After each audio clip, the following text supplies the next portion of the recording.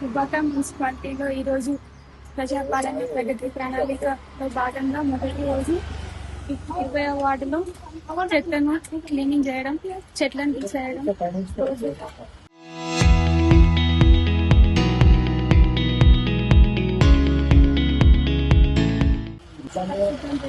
పారిశుద్ధ కార్యక్రమాలు మొదలు పెట్టడం జరిగింది. ప్రజలకు ఇంకా ఏమైనా సమస్యలు ఉన్నా తెలియజేయాలని, మాకు సహకరించాలని కోరుకుంటూ ఇంటి ముందు కూడా పరిశుభ్రతగా ఉంచుకోవాలి, చెత్తను పడేయకండి, నీటి నిల్వలు ఉంచకుండా చూసుకోండి. మీ చిన్న సహకారమే సహాయంగా ఉపయోగపడుతుంది. ప్రజాపాలన ప్రగతికి ప్రణాళిక 99 రోజులు జరుగుతుంది. మీకు ఎలాంటి సమస్యలు ఉన్నా మా దృష్టికి తీసుకురండి, మా సహకారం మీకు తప్పకుండా ఉంటుంది.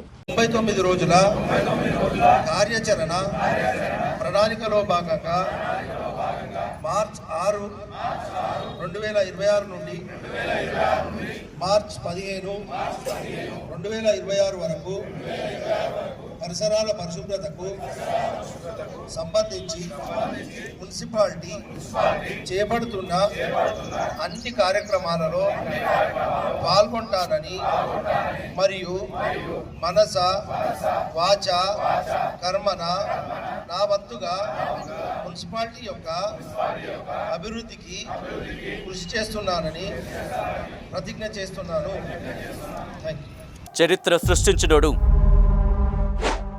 ఇప్పుడు ఆ చరిత్రని తిరగరాయబోతున్నాడు. అబద్ధాల గోడల్ని బద్దలు కొట్టి నిజాలను రాగా మీ ముందుంచబోతున్నాడు.